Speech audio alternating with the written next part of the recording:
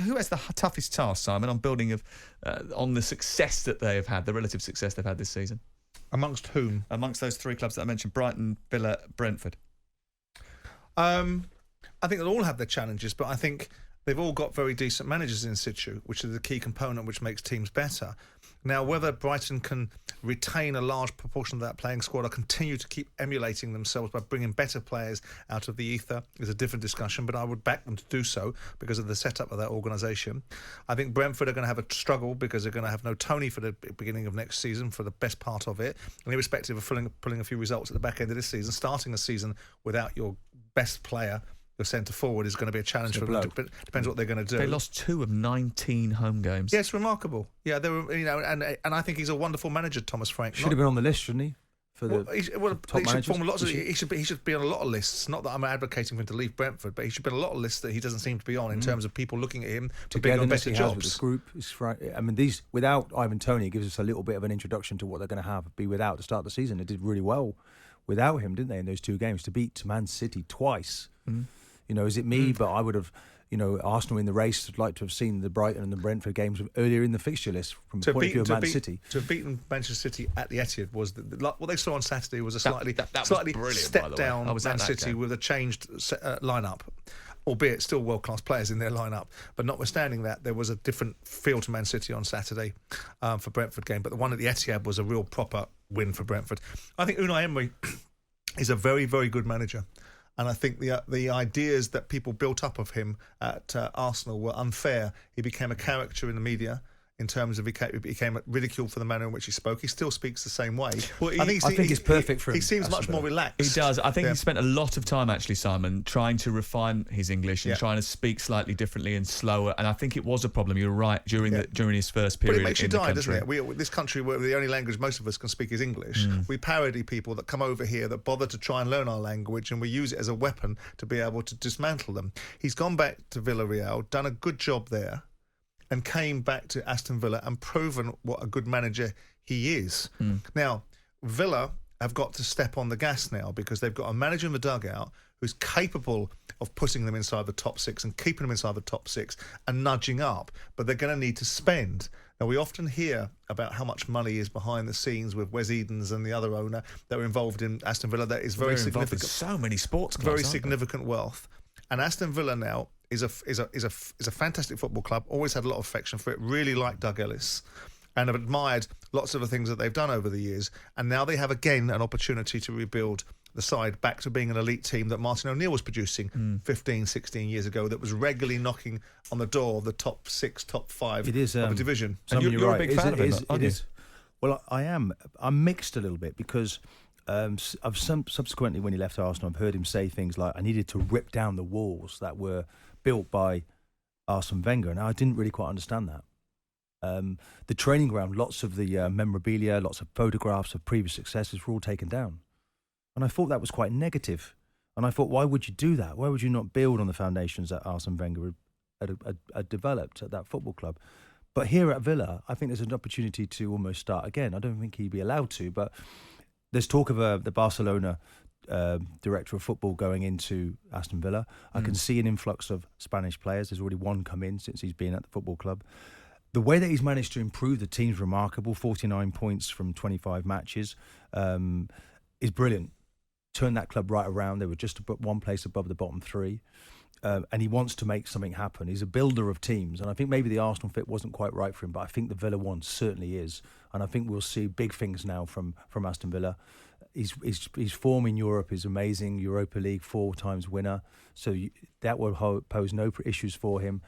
Trying to manage though the Premier League and Europe would be tricky, and he'll need a bigger squad.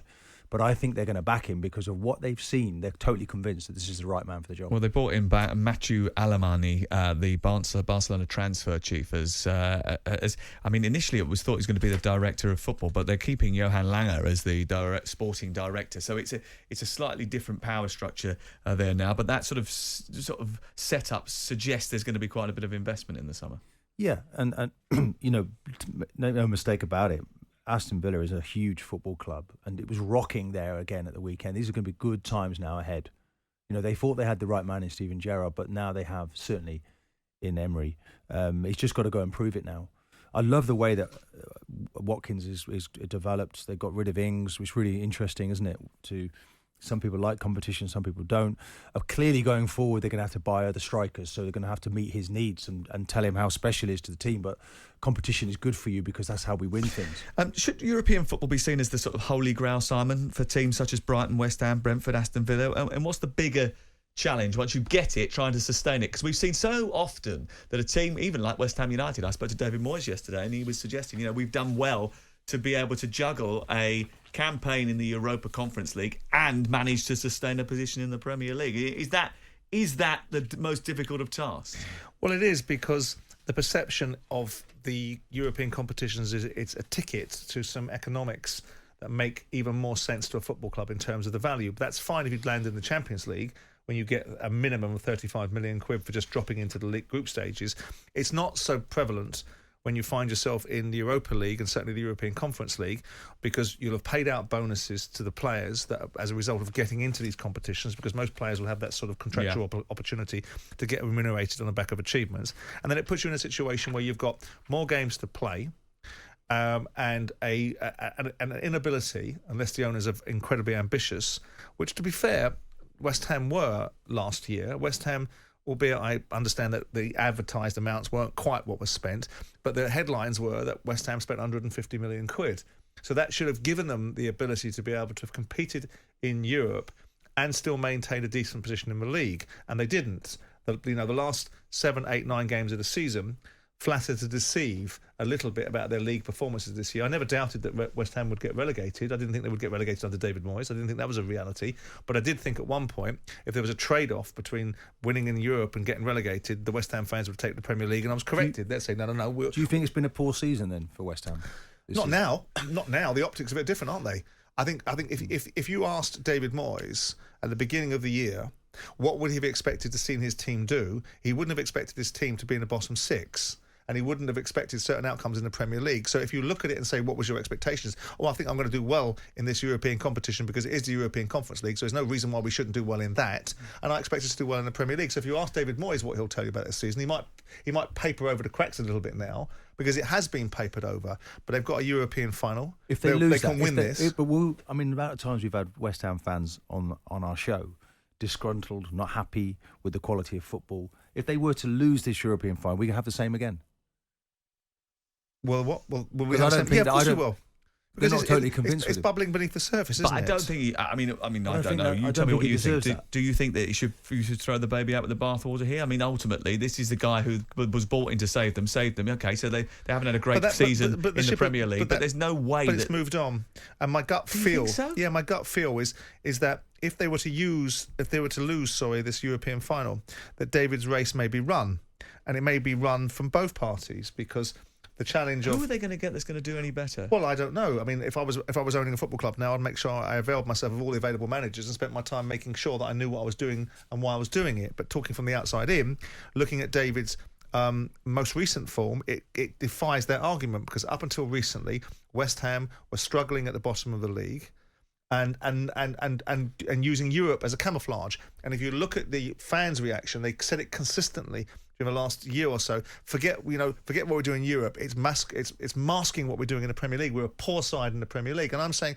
well, actually, you're doing okay in the Premier League. You're still in the Premier League and doing okay. And you're in Europe. Why do you have to have one complaining about the other? But that's what the West Ham fans were saying. So with that backstory and the currency of that argument, it led me to the conclusion at certain times that David's race has been run. I'm not suggesting that there's someone better at this moment. Do you know what? I think it's a difficult job if Declan Rice goes next season. Well, no, which he will do when he goes.